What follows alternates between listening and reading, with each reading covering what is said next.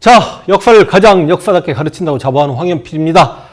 94강 12.12.5.18 지난 시간에 79년 상황 YH 무역 사건이 있었고 신민당 당사 농성 직후에 김영삼이 국회의원에서 제명되니까 김영삼의 정치적 고향에서 부산, 마산 항쟁이 있었고 그리고 이때 항쟁이 한창일 때 박정희가 시해당합니다. 12.6 사건 그리고 빡빡이 등장 12.12까지 그게 79년 상황이었죠. 그리고 이제 여러분 꼭두각시 대통령 당시 박정희 정권의 총리였던 최규하가 있었습니다만 그럼에도 불구하고 쿠데타가 있었고 80년 갔는데 아니 신군부 주역이 전두환이라는 걸 이제 여기저기서 알게 됩니다. 특히 1980년 4월 달에 여러분 이 12.12 쿠데타가 뭐냐면 그러니까 대통령이 시해당하고 계엄 상태인데 당시 보안사령관 전두환이 계엄사령관이었던 정승화 육군참모총장이 박정희 시해 현장에 있었다는 이유 하나만으로 체포해버린 사건이란 말이죠. 그런데 여전히 계엄은 철폐되지 않고 있는데 보안사령관이 중앙정보부장 서리에 취임한다는 건 이건 누가 봐도 그 전두환이 실세라는 거 아니야. 근데 마침 이 전두환이 TV에 나와가지고 흑백 TV였습니다. 본인은 하는 순간 사람들이 소름 쫙 끼치는 거 아니야. 그래서 여러분 80년에 전두환 좀 물러가라. 신군부 물러가라. 그런 시위를 했겠죠. 그 시위가 서울의 봄입니다. 제가 5.18 영상을 작년에 스트리밍으로 꽤 긴 분량 했습니다만 새롭게 촬영을 해드리겠다. 그리고 실은 방송국하고도 좀 연계해가지고 5.18 강의도 준비했다가 너무 제가 일정이 바쁘기도 하고 그래서 못했습니다만 5.18은 진짜로요. 제가 나중에 몇 시간 정도 혹은 책으로라도 한번 좀 한 5.18은 아파요. 그 5.18을 들여다보면 너무 아파 가슴이. 그러니까 5.18을 요즘 곡해하고 참 왜곡하는 참 이해를 못하는 사람들. 그러니까 여러분 당시 대한민국의 광주 시민들이 저항을 했던 게 아니라 쿠데타 세력에게 저항을 했잖아요. 그런데 광주 시민들에게 손가락질하는 사람들이 있습니다. 그럼 전두환 쿠데타 세력을 옹호하시는 건가요? 쿠데타 세력에게 독재에 저항을 했는데 하여간 그 서울에서 굉장히 큰 시위가 있었는데 이걸 전체적으로 서울의 봄이라고 합니다. 계엄 철폐해라. 신군부 물러가라. 그런데요. 이런저런 비하인드 스토리 생략하겠습니다. 전두환이 갑자기 5.17 비상계엄을 확대시킵니다. 그러니까 4.19 의거의 배경이 3.15 부정선거이듯이 5.18의 배경은 5.17 비상계엄을 확대하는 거예요. 서울의 봄 당시에 많은 학생들과 시위했던 사람들이 비상계엄을 철폐하라고 했는데 비상계엄을 오히려 전국으로 확대시켜버리면서 전 대학에 휴교령을 내린과 동시에 갑자기 뜬금없이 김대중을 왜 구속시키는데 이래서 광주가 선택대항해졌다라고 이야기하는 겁니다. 김영삼이 제명당하니까 김영삼의 정치적 고향 부산 마산에서 시위가 일어난 걸 봐라. 아니 비상계엄을 확대하면서 왜 김대중을 구속시키냐. 그럼 광주에서 시위가 일어나겠지라고 예상했고 전두환 입장에서는 어느 지역에 시위 소요가 일어나면 그 시위 소요를 해결하고 군인으로서 나라를 안정시켜야 되니 어쩔 수 없이 권력을 잡았다라는 정권 획득의 명분을 만들려고 광주를 선택한 거였습니다만 실제로 5월 18일도 광주는 시위조차 없었고 조용했습니다. 학교 좀 들어가려고 짱돌 몇 개 던지고 그 정도가 다였는데 그냥 경찰들이 아니 공수부대들이 돌격 앞으로 해가지고 개모의판 찍어버리고 군인이 먼저 시민들을 타격하니까 시민들이 분노해서 들고 일어난 거죠. 정확하게 선후관계를 가려야 되는데 그걸 안 가리더라고.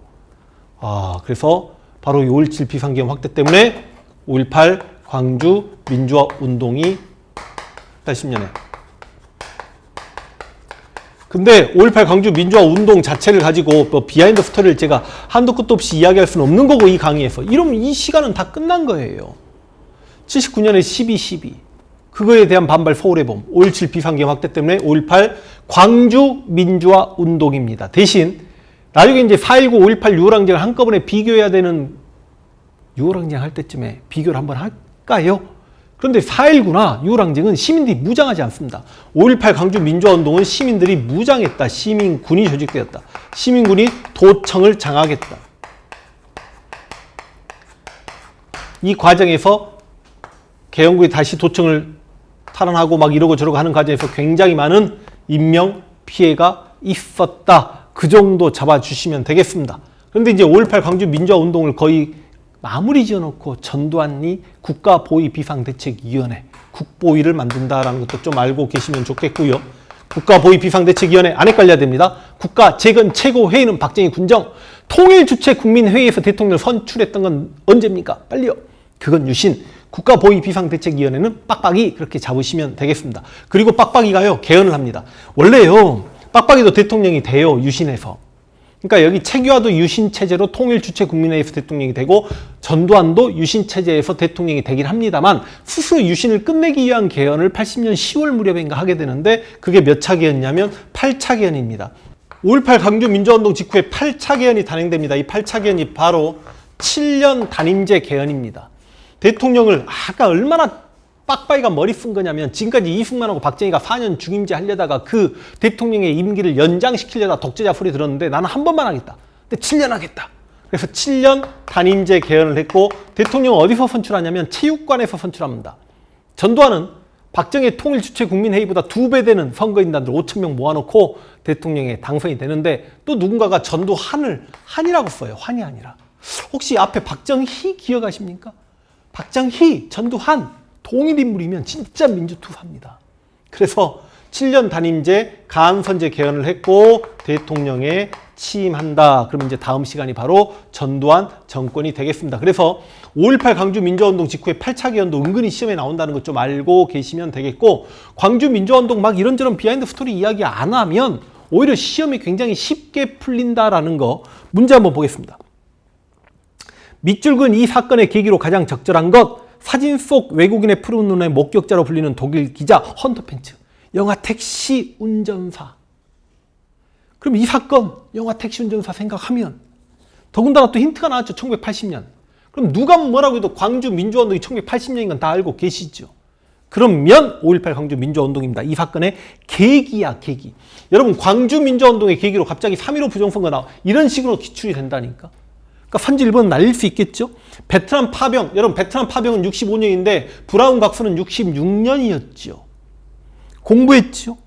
대통령의 3선 개헌은 여기 2차 개헌이 3선 개헌이고 그 다음 여기 6차 날치기 통과가 바로 3선 개헌이고 그러니까 80년하고 전혀 상관없잖아. 그 다음 신군부 세력이 쿠데타를 일으켜 권력을 장악했다. 정답은 이렇게 쉽습니다. 신군부 전두환 일당, 노태우, 정호영, 화평, 허삼수, 장세동 막 이런 친구들.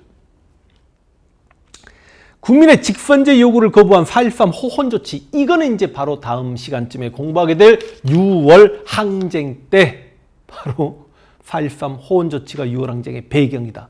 그래서 3.15 부정선거 4.19 배경, 5.17 비상계엄 확대가 5.18의 배경, 4.13 호헌조치가 6월 항쟁의 배경임을 확인하게 되실 거고 다음 넘겨보셔도 돼요. 95강 가시면 327페이지에 시험에 그만큼 많이 기출되니까 4.19, 5.18, 6월 항쟁을 제가 또 표로 이렇게 예쁘게 비교를 해놨지 않습니까?